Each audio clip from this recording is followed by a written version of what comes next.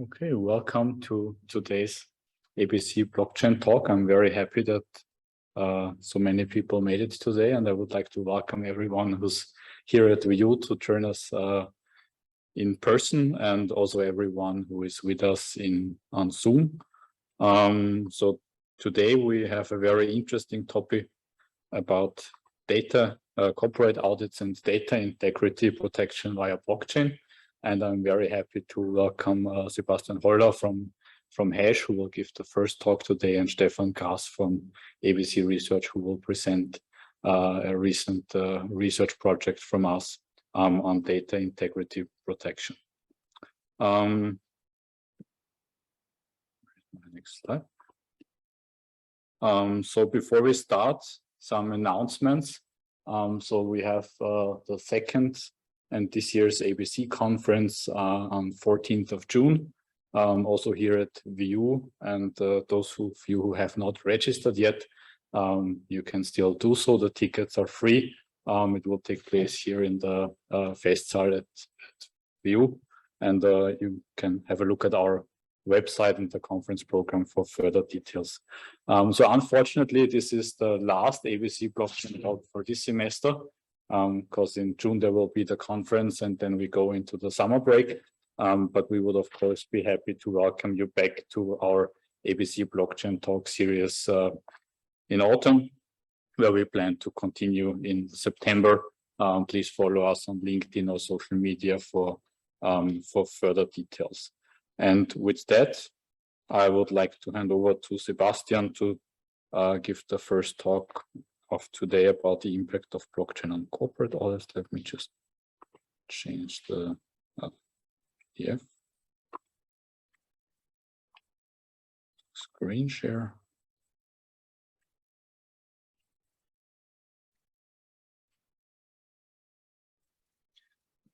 Thank you very much. Very warm welcome from my side as well. And a big thank you to the Austrian Blockchain Center for partnering with us on our research project. My name is Sebastian Holler. I'm a co-founder of hae.sh, and I have the pleasure to present to you the impact of blockchain on corporate audits.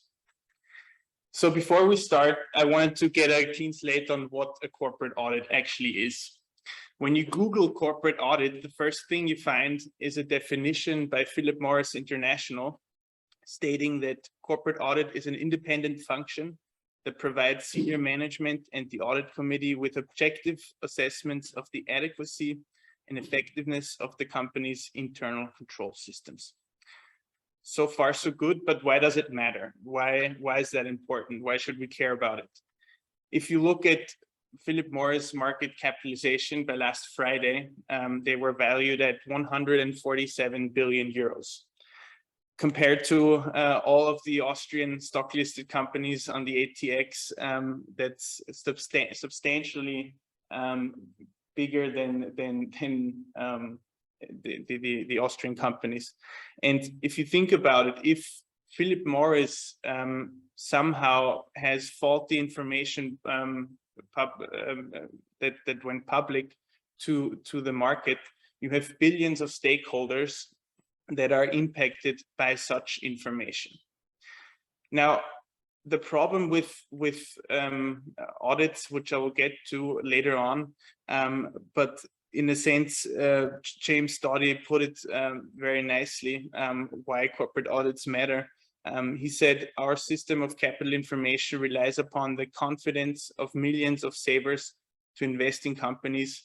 So the auditor's opinion is critical to exactly that trust. For those of you who don't know James Doty, he was the former chairman of the biggest audit oversight board in the world.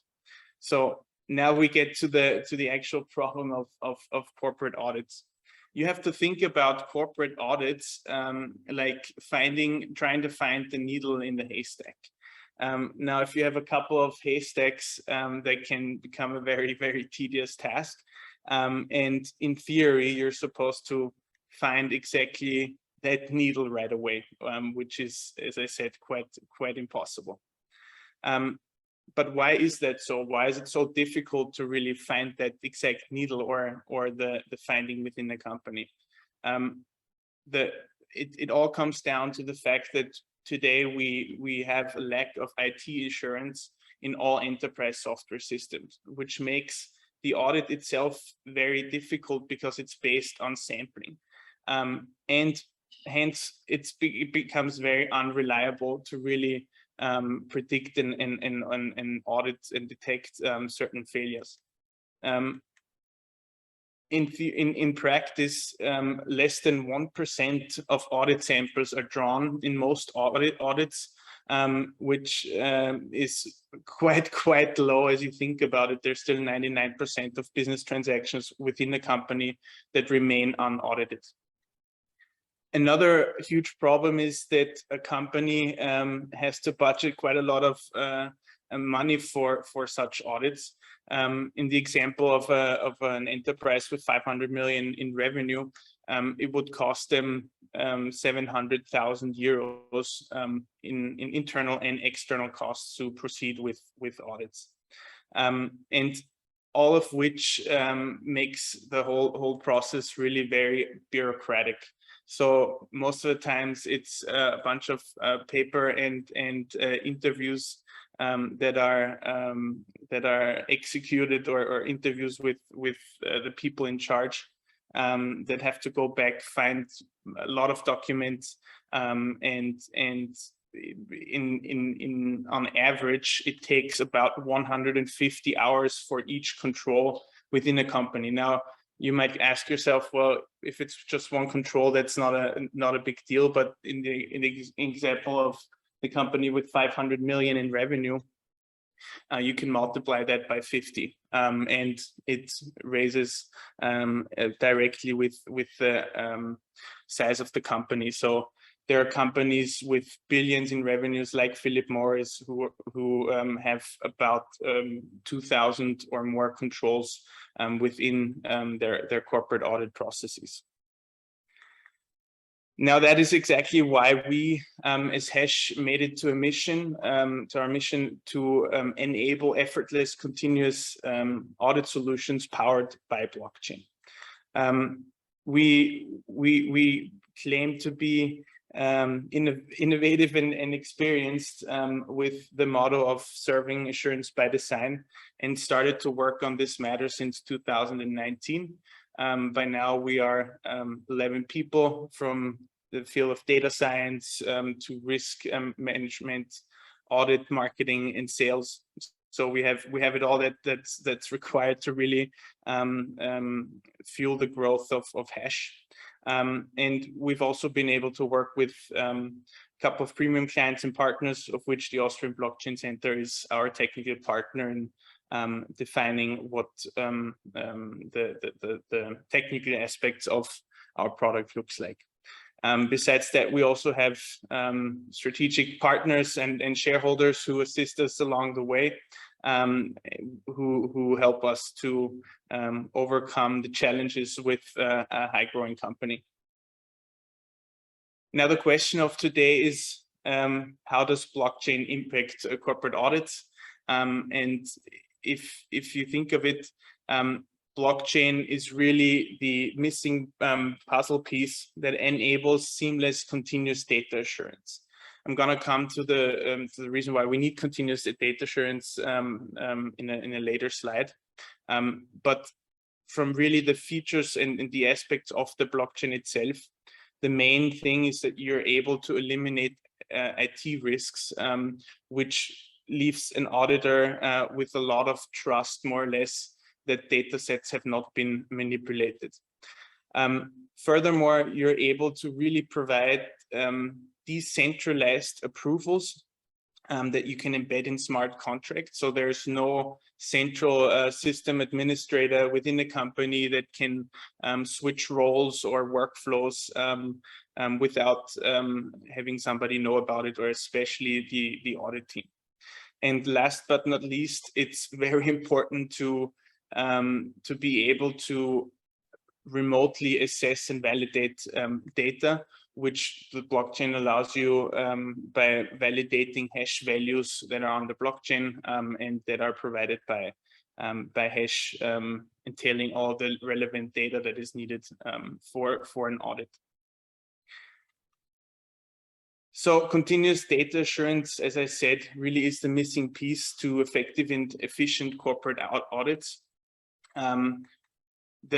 We've seen in the market several continuous controls monitoring tools that allow you to automate controls individually and customized that more or less already gave you the possibility of ad hoc reporting. But the main issue with continuous control monitoring tools is, again, the lack of IT assurance behind those tools. So with the continuous data assurance, you're now in a position that you can really develop and offer the market a continuous audit application that allows you to really make the audit for external auditors and internal auditors way more efficient. As I said, because there is no doubt about the data sets that are anchored onto the blockchain. With hae.sh, our product, we offer bulletproof assurance and real-time automation for continuous audits, which is seamlessly integrated into your enterprise software. And we've split hae.sh into two main modules. So with the first module, you're able to proceed with preventive controls in the form of our hae.sh identity app. So with that, you can easily approve and sign any business transactions that is relevant to your financial statements. And with the second module, the hae.sh Controls web platform, you can detectively monitor every single transaction that is beneath your financial statement. So you're really able to analyze 100% of your business transactions. Now, if you put it or if you try to look at it in practice, we've used the lines of defense model, which is a very common framework. There are differences between 3 and 4 lines of defense models. I don't want to get into that.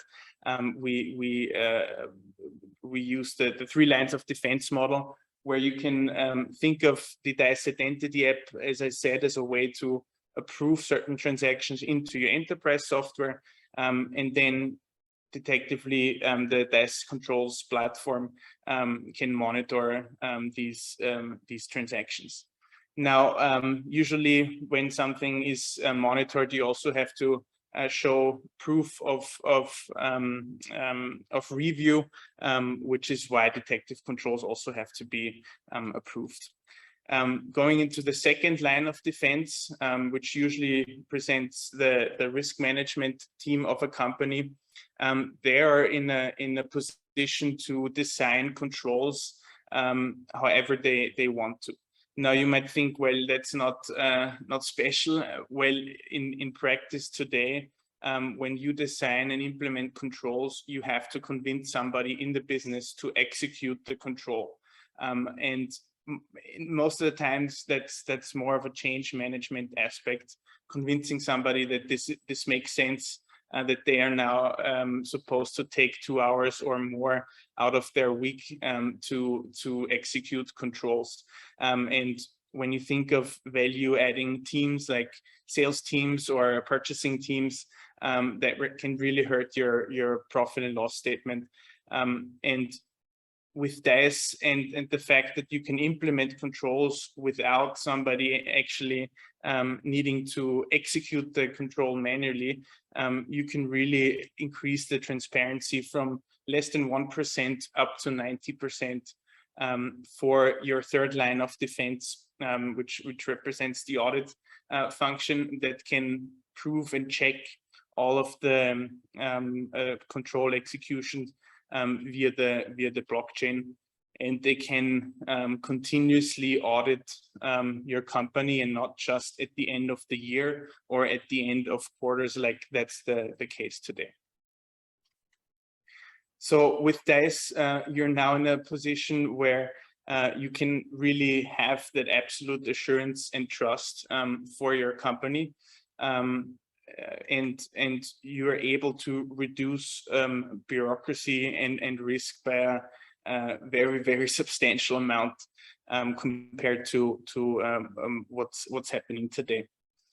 And at the end of the day, without it being easy, we won't succeed. So we've really worked on enabling an effortless setup and operations for our product. And just to give a last spin on the picture, and this is a vision obviously that takes quite some time to actually come into reality. But what's the main effect of continuous audits? The main effect is that public companies can not only, or are able to, publish their financial statements not on a quarterly basis, but on a continuous basis. So as an investor or a stakeholder, you're now in the position that you get a lot more transparency of the company that you're invested in, and you can detect Wirecard or Bankmattersburg issues in real time, leaving the amount of fines or negative value to the stakeholders to a very limited level. So with that being said, we assist to find the needle in that haystack in real time, making it very easy right now today for companies to find whatever might not be right or correct in the view of corporate audits. If you're interested to learn more, please reach out to us. We're happy to get into the detail of our product. Okay, so welcome to the second part of today's blockchain talk. It's about blockchain-based integrity protection for digital archives. My name is Stefan Craß. I'm area manager for the technical part at the Austrian Blockchain Center, and I'm responsible for a lot of projects that involve integrity protection. So today I will present to you the results of one of these projects. So what's the topic? It's integrity protection for digital archives. And the challenge for digital archives is that they need to store both digital and digitized documents. So it can be documents coming from an external database. It can be documents that have been scanned, like from some analog paper documents, for example. And there are multiple use cases for this kind of service. For example, official documents coming from a public authority, building plans, or historical records like photographs, videos, also books. And the challenge here is that this digital archive must provide long-term protection for the stored data. And the task of the project that we did was to find a good way to create undeniable integrity proofs for this data. These proofs should involve stakeholders, both from inside the company or inside the archive and external to the archive, to detect any kind of manipulation. So to ensure a transparent and also verifiable history of any changes, so that nobody can change anything in the archive without being noticed. And in this way, we want to increase the trust in the digital archive. So we made a project in cooperation with the Austrian Federal Chancellery, the BKA, and the Austrian Federal Computing Center, the BAZ. And the setting was that the Austrian Federal Chancellery is currently building up a digital archive. It's called Digitale Arche, Digital Ark, where they want to securely store different kinds of data. At the moment, they are focusing on important cultural assets, but in general, it can be used for any kind of archived data, also like data from the public administration, for example. The Austrian Federal Computing Center is developing the technical infrastructure for this archive, built on a framework called OpenEDH, which stands for Open Enterprise Data Hub. And these two organizations came to us to ask for a study regarding suitable integrity protection measures for their system architecture. And that is what we did. We analyzed the state of the art regarding integrity protection for digital archives. We evaluated possible design options, and in the end, we suggested a technical concept for the specified use case that also uses blockchain technology. And this study is being used as a foundation for future prototype implementation of the system. So here we see a screenshot from the website of the Digital Arc for Austria. So you see the goal is really to preserve data for basically eternity. And for that, they have a secure servers in Salzburg where they can store this data. The OpenEDH is the framework from the BRZ. They want to offer governed data as a service. And for that, they invented this data management tool for storing and accessing data that supports different storage technologies, including HDFS and S3. And the data that is stored in these archives can be separated into logical containers that have different configuration, and this metadata for these containers can be stored in a so-called container metadata repository, or CMDR. Additional features include federated identity management and fine-grained access control, as well as automatization features using a BPMN-based workflow engine. The big vision for this OpenEDH framework is to provide an open cloud platform for big data applications. So how might the data in these containers be structured? We have here an example where on the bottom you see on the left how the storage layer might look for a collection of historical photographs. So there's one container for the whole collection. Within this collection, there are multiple directories that stand for the different records. Each record might be a photo of a specific motif, like of a specific building or a specific person. And within these record directories, there may be different files. So each file could be a different file format of the same picture. It could be different resolution or also a slightly different angle of this motif. And beside these data files, there are also application-specific metadata files, for example, in the JSON format, which really store specific information about the motif, about the photographer, and so on. Besides this application-specific metadata file, we also store technical metadata, which is really similar for all kinds of collections. This technical metadata is stored in the CMDR and the metadata repository, and it might include something like the storage location, user ID of the user that stored the data, the creation time, and so on. And as we see here, the structure of this metadata follows the structure of the storage layer.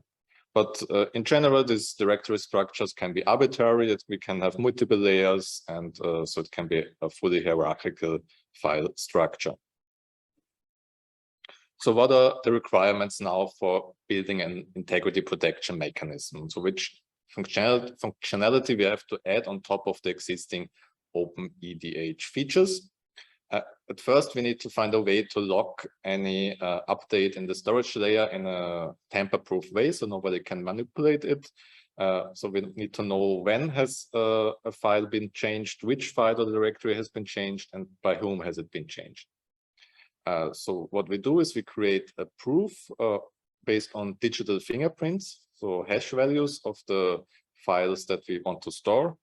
And this mechanism in general should be suitable both for a manual upload of the file, for example, via a hard disk or a USB stick, but also for automatic data delivery using remote interfaces.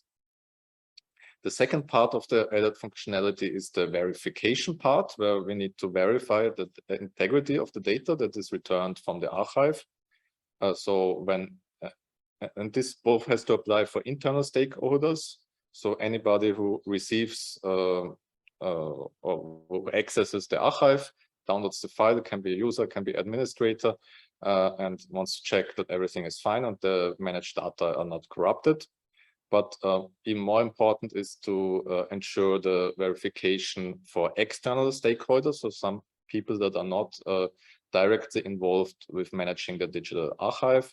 For example, it can be that I request some data from my archive from some other person that is responsible, and they forward it to me via email, and I still want to verify that they didn't invent this data, but that it really comes from the archive. So we considered multiple risks or threat scenarios that for checking the architecture for the system. The first one is rather trivial. It's like the accidental modification of data or metadata. So if there can be due to user error or due to hardware failure, some files might become corrupted. But this doesn't require a very sophisticated solution. We can just use locally stored hash values, and these are already used actually and stored in the metadata stored in the archive. A second type of attack or threat is an attack by a hacker. So a hacker could just get into the system and change some files, delete some files, and this could cause problems. But also here, the integrity protection mechanism mostly adds an additional layer of defense, but other mechanisms like firewalls, intrusion detection, and so on should already prevent hackers from entering this secure system. So what we're really focusing are two threats. The first one is manipulations by insiders. So it can be administrators or authorized users that want to modify some archive data. That can be due to political motivations or economic interests, personal motivations. For example, somebody might want to manipulate evidence for a lawsuit or cover up a scandal and delete some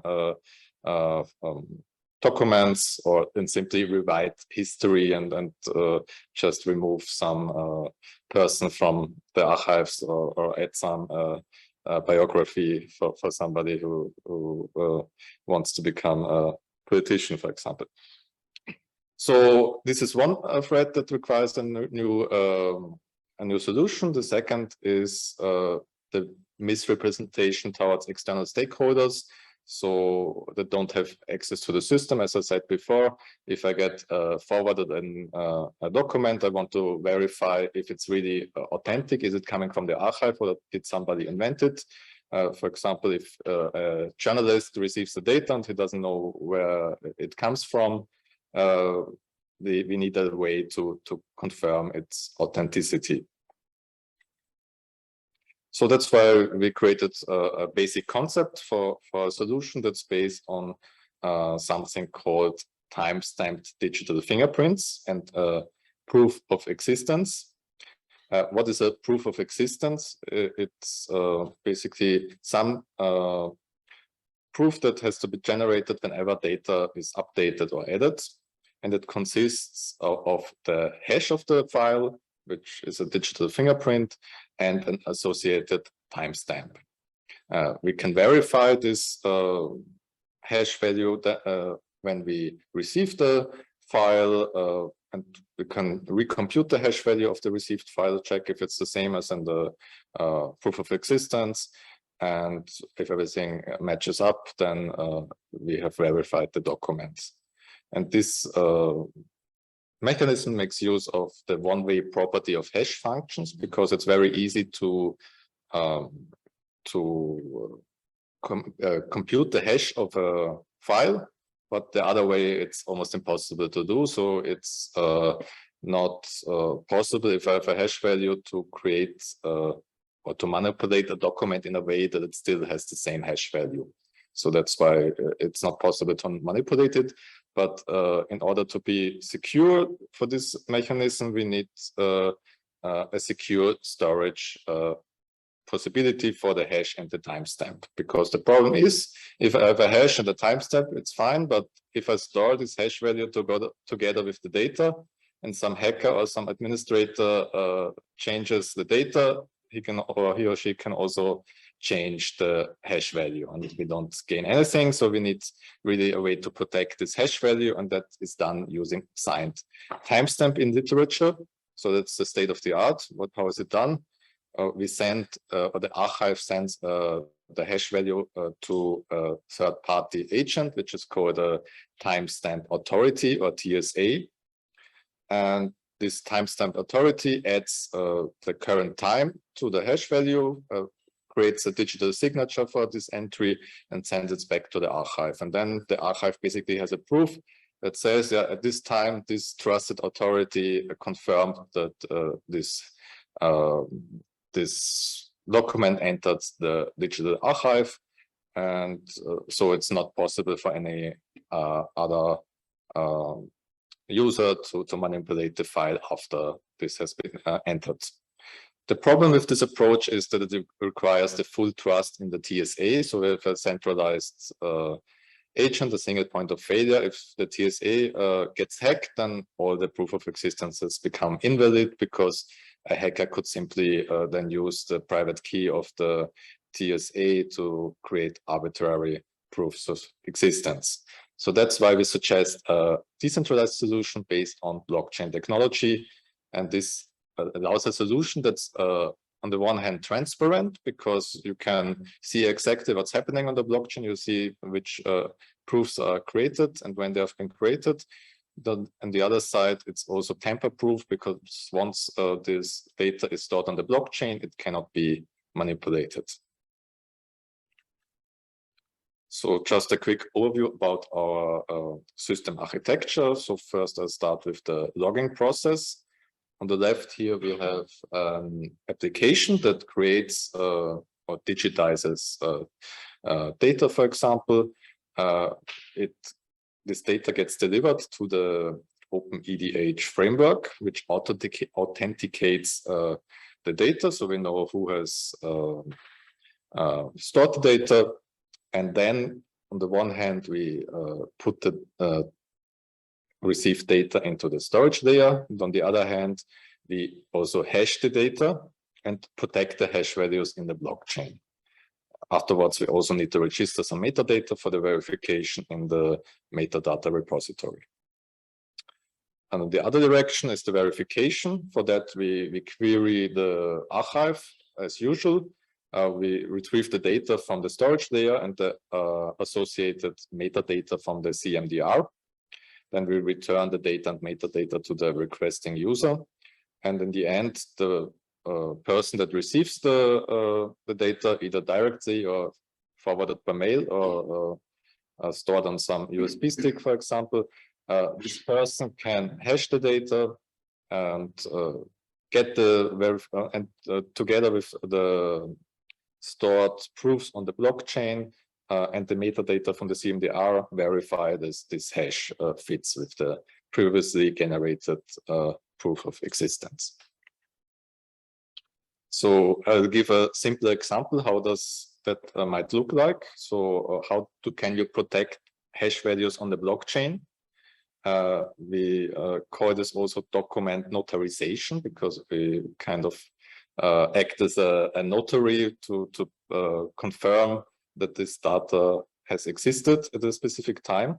So what we do is first, the creator of the document has to calculate the hash of the document, store it in the blockchain, create a transaction for that, and sign it with the private key. And then we have an entry here in the blockchain where, for example, we confirm that the user is associated with ABC research. We can optionally include some kind of metadata like a description, and we have the file hash stored securely in the blockchain, and the timestamp that's automatically added when the transaction is added to a block in a blockchain. At a later point, the creator of the document can forward it to a third person, and this third person can recalculate the hash of the document, compare it with the entry of the blockchain, and if they match up, everything is fine. Because basically what I have is a proof that the user was in the possession of a specific document at a specific time. And we also have the proof that the document has not been modified since then, and that was what proof of existence is. So here we have an example from a practical example from the Vienna University of Economics. They offer a similar service where you can certify documents on their blockchain. And here, basically, yeah, we can use it for example, to put a draft version of a paper on the blockchain, and then you can prove that you had the idea first or something similar. But the problem here is for digital archives, this solution doesn't really scale, because we might have like thousands of files in such an archive, or even millions of files.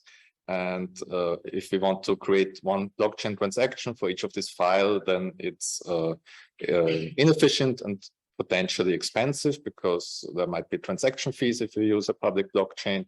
So what we want to do is we want to combine multiple files into a single hash. And for that, we use something called a Merkle tree. And a Merkle tree is a data structure that basically combines many hash values in a single root hash called a Merkle root. And here in this example, we see 4 documents, A, B, C, D. For each of these documents, we can compute a hash value using the hash function h. So we have the 4 nodes that represent the hash values of these documents. And then we take 2 of these nodes together, like A and B, and combine the 2 hash values and operate the hash function on top of that. So we create a hash value of a hash value, or of 2 hash values, and we have the node AB. And this we can repeat until we get the root of the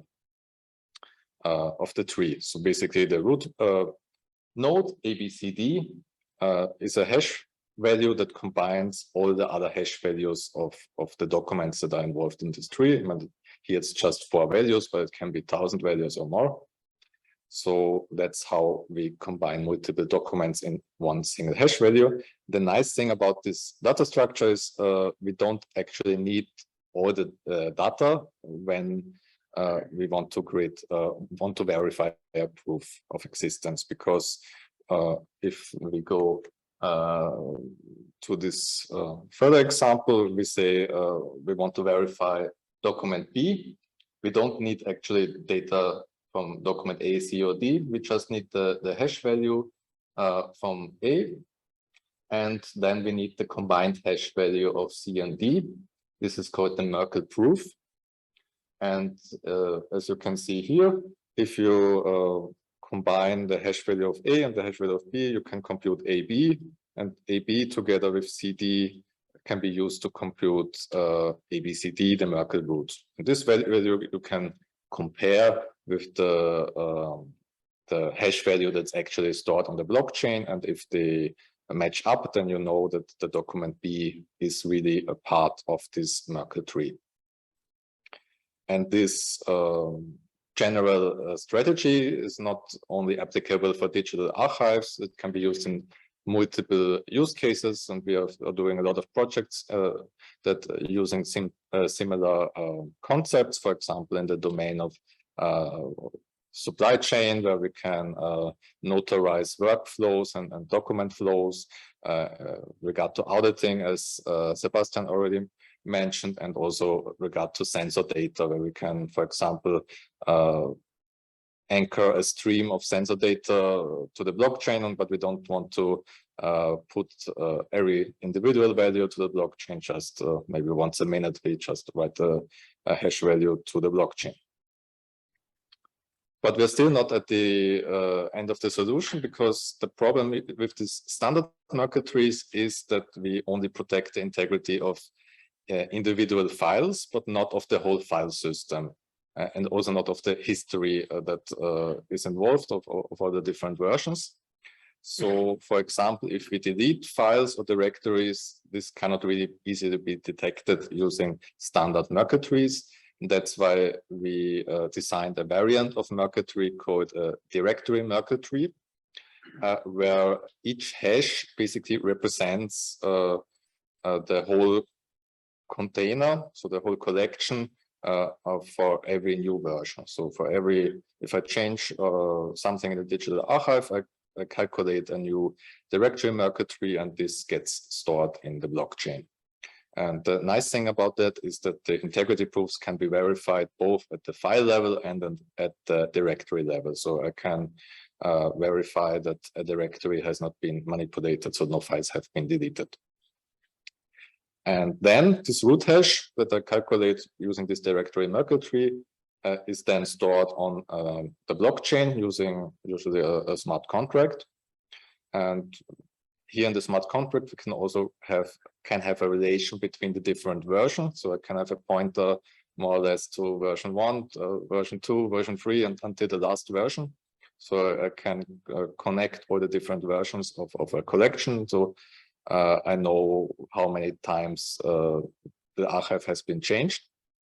And in this way, we can create a transparent history of the whole collection. And what the archive has to store is just the reference to the smart contract, and also these Merkle proofs that are required to get from the individual document or file level to the corresponding root that's stored in the blockchain. So how does it look like, such a directory Merkle tree? I won't go too much into the technical details. If you're interested, we will publish a paper soon on the topic on the International Workshop on Distributed Ledgers and Related Technologies, should be published in August.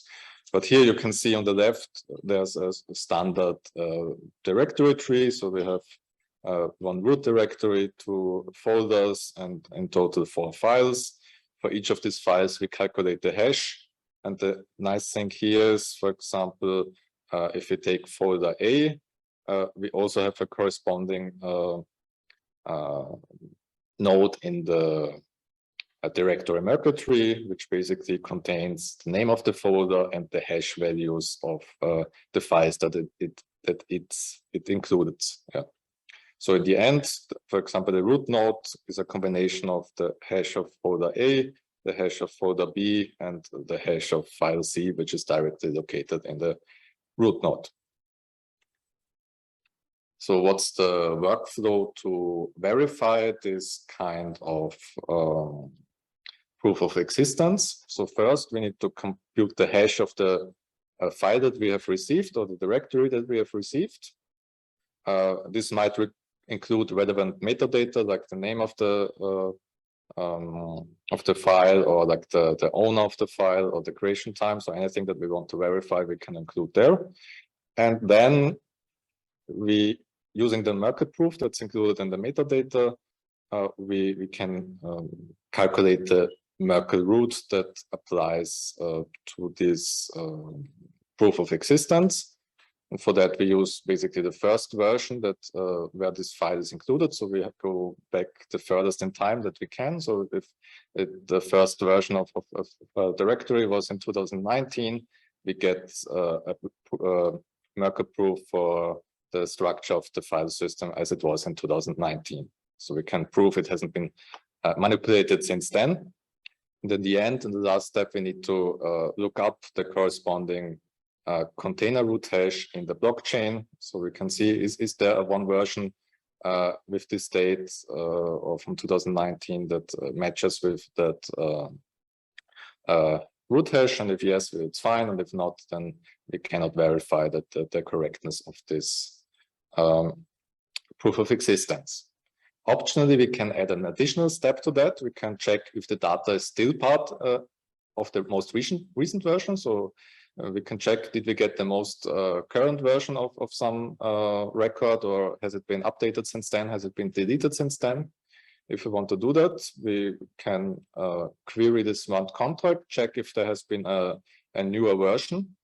And if not, then we are fine, because we know we already did the proof for the newest version. But if we see a newer version, we have to ask the CMDR of this digital archive, or maybe it's already included. But if not, we have to ask the CMDR about the proof for the most recent version. So what does it mean? Basically, the archive has to create a new proof where it shows that the file that I'm interested in, or the directory that I'm interested in, is still included in the most current version. So again, we have to create a Merkle proof, and if the archive is not able to create such a Merkle proof, we know that probably this file has been deleted or manipulated or modified. But if there is such a Merkle proof, we can again verify it like before and check if the computed hash value corresponds to the hash value in the blockchain. If yes, we are fine. If not, we cannot verify again. So that's the technical concepts, just to check what are the benefits and the drawbacks of such approach. Is it feasible? We think it is, because it provides, or this blockchain-based solution enables the trust without the availability of a trusted third party, or we don't require a trusted third party. We only require one blockchain transaction for each new version in the digital archive. And we can protect files and directories at all levels of the file system. And in addition, we can analyze different versions of an archive container. But there are also some drawbacks that we have to consider. The first one is that the proofs may be larger than when using standard binary Merkle trees, because there's not only always two hashes that I have to combine, because sometimes if I have a directory with 100 files in it, I need 99 hashes in the proof, because the hashes of all sibling nodes have to be included. The approach also requires the cooperation of the archive for providing these proofs. Like, it's not everything fully transparent in the blockchain. If the archive doesn't answer me, then I don't get the metadata, then I cannot verify any proofs. But that's already a suspicious sign, so that probably I already know that something is wrong. And there's also still open questions regarding the legal status of these blockchain-based proofs, and the proofs that are using signed timestamps and timestamp authorities are a bit more well covered, because they exist for a longer time, so it's clear about how you can use them in court, for example. Another thing that you have to consider is which kind of blockchain technology you should use. There's basically two options. For once, you can use a public blockchain, which allows for a high level of trust in the public view, because there is no possibility for collusion of node operators, so it should be more trusted in theory. But on the other hand, you also have to consider the high resource consumption of the proof of work consensus like Bitcoin is using. So due to ecological concerns, we would recommend using a different consensus algorithm like proof of stake. The other option is to use a permission blockchain, which can be, for example, managed by an international consortium of digital archives. And the advantage here is that there are no transaction fees involved, and I have a higher level of control over the network, but on the other side, there might be also increased setup and governance overhead. So it's kind of a trade-off. So in the end, what can you take away from this talk about integrity protection for digital archives? First, that any change in an archive requires an updated proof of existence in order to provide an integrity protection. This proof of existence is a tamper-proof entry that contains the hash value and the timestamp. And this proof basically confirms that the data item was added at a specific time and into the archive and has not been manipulated since then. The blockchain technology can be used for making these proofs decentralized, which reduces prevents avoids that you need trust in the central authority. And we use directory marketries to provide an ideal data structure for optimized proofs, where only one hash value has to be stored per container version. And so we don't use so many resources on the blockchain. And this enables also integrity protection at any level. So we can protect individual files, records, any directories, or the whole container. And also for different versions. So that's it. So thank you for attention. Then let me just thank the speakers again. And I would like to thank everyone for coming and for joining us online. Have a nice evening.